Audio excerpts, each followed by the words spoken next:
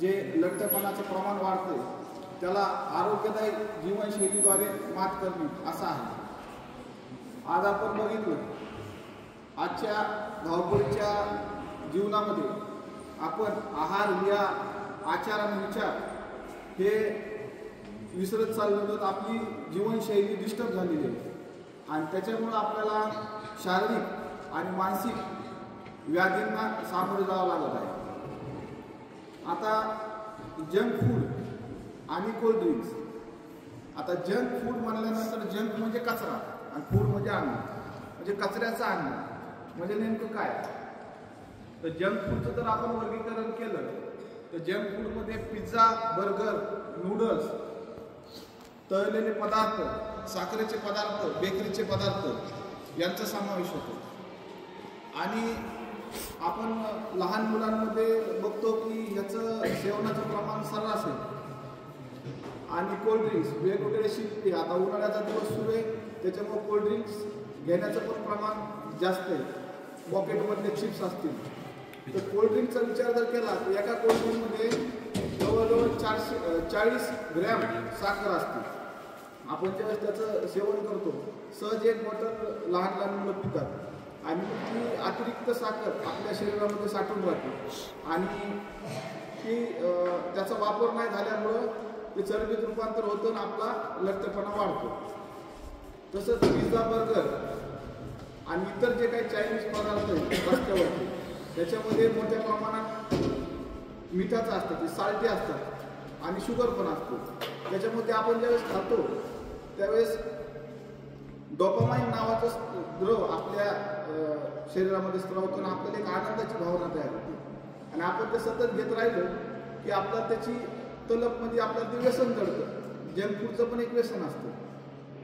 तर मैदा, साखर आणि मीठ हे आपण टाळलं पाहिजे जेणेकरून आपल्याला भविष्यामध्ये शारीरिक आणि मानसिक आजाराला सामोरं जाता कामा नये.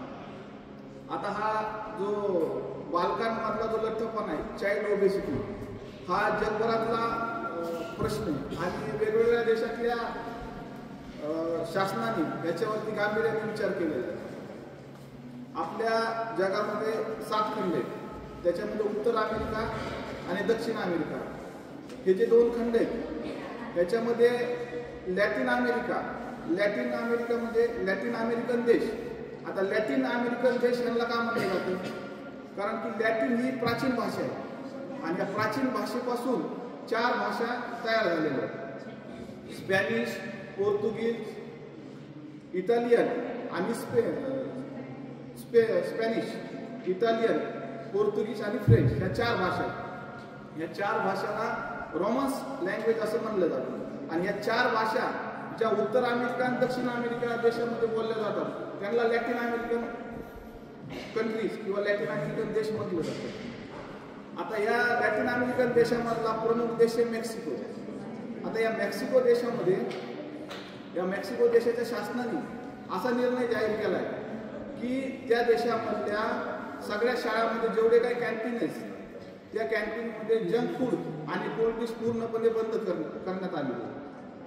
विद्यार्थी आणि त्यांच्या पालकांना कडक सूचना देण्यात आलेल्या आहेत की विद्यार्थ्यांच्या डब्याच्या जेवणामध्ये कसल्याही प्रकारचं जंक फूड, मैद्याचे पदार्थ राहणार नाही आणि कोल्ड्रिंक राहणार नाही. आणि जे काही शाळा आहेत त्याच्या कॅन्टीनमध्ये फक्त पोषण असणारे घटक असणारे असे पदार्थ जसे की राईस, चिकन, स्प्राउट्स, फळं आणि मिनरल वॉटर एवढंच ठेवण्यात आलेलं आहे. आणि पालकांना सूचना देऊन विद्यार्थ्यांना सुद्धा डब्यामध्ये फक्त घरचं बनवलेलं अन्नच देण्याची परवानगी त्यांनी दिलेली आहे. अशा प्रकारचं हे जंक फूड आहे. आपण चायनीज पदार्थ बघितलं. आता माझा मित्र 40 दिवसासाठी चीनमध्ये ट्रेनिंगसाठी गेला होता त्याच्या कंपनीच्या मार्फत. INA बेरिंग नावाची कंपनी इंटरनॅशनल. तर तो 40 दिवस तिथं चीनमध्ये होता ट्रेनिंगला. तर मी त्याला विचारलं की तू तिथं खाल्लंस काय? आपल्या इकडचं चायनीज तिथं मिळतं का? तो म्हणला आपल्या इकडं जे चायनीज मिळतं रस्त्यावर ते तिथं भेटत नाही. ते लोक फक्त उकळलेलं अन्न खातात. मांसाहाराचं प्रमाण जास्त आहे पण ते फक्त बॉईल करून जेवण करतात. आणि आणि आपल्या जे काही स्ट्रीट फूड आहे किंवा हे जंक फूड आहे आणि हे चायनीज जे पदार्थ आहेत ह्याच्यामध्ये अजिनोमोटो नावाचं एक चायनीज साल्ट आहे, म्हणजे चायनीज मीठ आहे.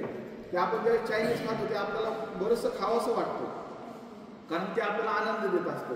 आणि ते अजिनोमोटो नावाचं ते त्याच्यामध्ये मीठ इन्व्हॉल्व करून ते पदार्थ बनवतात. तुम्ही चायनीज जर खाल्लं, तुम्ही चिकन राईस जरी खा किंवा व्हेज राईस खा, त्याची चव सारखीच असते, कारण की त्याच्यामध्ये ते अजिनोमोटो नावाचं त्यांनी ते मीठ टाकलेलं असतं. आता हे जंक फूड आणि कोल्ड्रिंक त्याच्यामुळं आपण अवॉइड केला पाहिजे, हे टाळलं पाहिजे. आता या कार्यक्रमाअंतर्गत combating childhood obesity through healthy lifestyle, म्हणजेच शालेय विद्यार्थ्यांमध्ये जे काही लठ्ठपणाचं प्रमाण वाढतंय त्याला आरोग्यदायी जीवनशैलीने आपल्याला मात द्यायची. तर त्याच्याच अंतर्गत आजचा हा कार्यक्रम आहे. त्याच्यामध्ये हेल्थ अँड हायजीन अवेअरनेस, म्हणजे स्वच्छता आणि आरोग्याबद्दल जनजागृती. आता स्वच्छतेबद्दल सांगायचं झालं तर आपण प्रत्येकाने डोक्याच्या केसापर्यंत पायाच्या नाकापर्यंत स्वच्छ असलं पाहिजे. व्यवस्थित रोजच्या रोज आंघोळ केली पाहिजे, दात घासले पाहिजेत, हात वारंवार धुतले पाहिजेत आणि नख कापले पाहिजे. सुंदर दिसण्यासाठी म्हणून स्वच्छ राहायचं तर हात एक भाग झाला, पण आपल्या आरोग्यासाठी आपण स्वच्छ राहिले पाहिजे.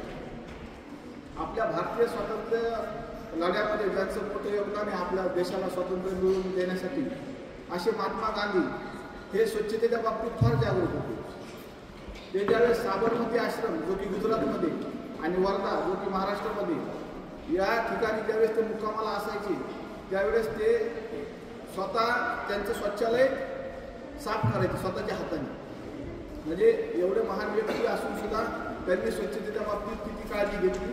तर आपण सुद्धा त्यांचं अनुकरण करून आपले शौचालय स्वच्छ ठेवलं पाहिजे, नीटनाटकं राहिलं पाहिजे, जेणेकरून आपल्यामध्ये मुलांमध्ये त्वचेचे आजार जे होत आहेत ते होणार नाही. आजच्या या हेल्थ अँड हायजीन अवेअरनेस कार्यक्रमाअंतर्गत मुलांनी सादरीकरण केलेलं एक पथनाट्य बसवलेलं आहे, ते आपल्यासमोर सादर करते. धन्यवाद.